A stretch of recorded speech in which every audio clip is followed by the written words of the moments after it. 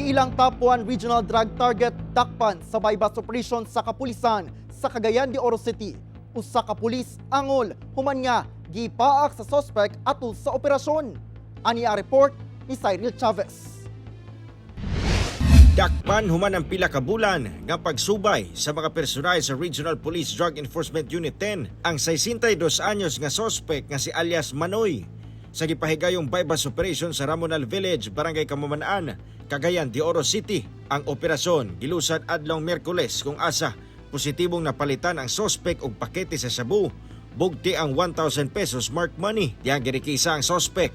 Na-recover sa otoridad nga naa sa 75 grams nga shabu nga mobalor ngadto sa 510,000 pesos. Ang suspect giila sa Pro 10 nga top 1 regional drug target ni atong November 2024. Actually, ikatulo na kini ka higayon nga nadakpan ang maong suspetsado. Actually, naka-serve sentence na kini siya, no? Niadto pang year 2010. Diin sa maong panahon nahimo kini siya kaning mayor sa Selda dito sa Davao. And ikaduha nga bahin niadtong year 2021 o ikatulo karon nga operasyon sa ato ang kapulisan. Atol sa operasyon, angol sab ang usa ka pulis human gilayog sa suspect.